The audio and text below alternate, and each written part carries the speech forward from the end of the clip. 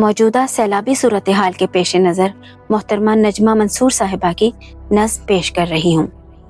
جب پانی اپنا راستہ بناتا ہے، جب زمین کی رگوں میں کوئی انجانا خنجر اترتا ہے، تو بادلوں کے سینے سے چنگھاڑتی ہوئی موت گھروں کے در و دیوار پر پانی کی ناقابل فہم لغت لکھ دیتی ہے۔ اور جب پانی اپنا راستہ بناتا ہے تو دیواریں بھر مٹی بن کر بہہ جاتی ہیں، چھتیں کشتیوں میں بدل جاتی ہیں، اور صحنوں میں کھیلتے بچے کسی انجانے سمندر کے گمشدہ مسافر ہو جاتے ہیں۔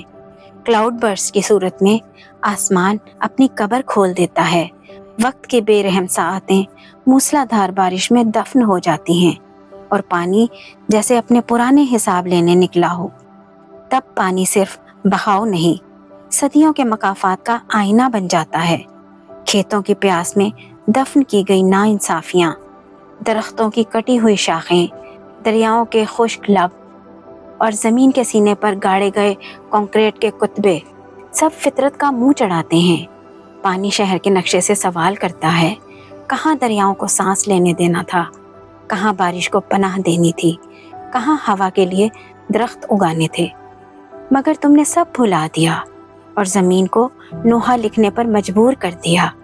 جب پانی اپنا راستہ بناتا ہے تو وہ صرف راستے نہیں تراشتا، وہ ہماری غلطیوں کی قبریں بھی کھودتا ہے۔ اس گھڑی کھڑکیوں میں جلتی ہوئی شمعیں ڈوب جاتی ہیں اور انسان اپنے ہی نقش قدم سے بے خبر ہو جاتا ہے۔ مان لو، پانی ہمیشہ اپنی اصل کی طرف لوٹتا ہے، ندی، دریا، سمندر، اور انسان وہ ہمیشہ بھول جاتا ہے کہ مٹی سے پہلے وہ پانی تھا، اور پانی سے پہلے خدا کے امر کن کی ایک لرزش۔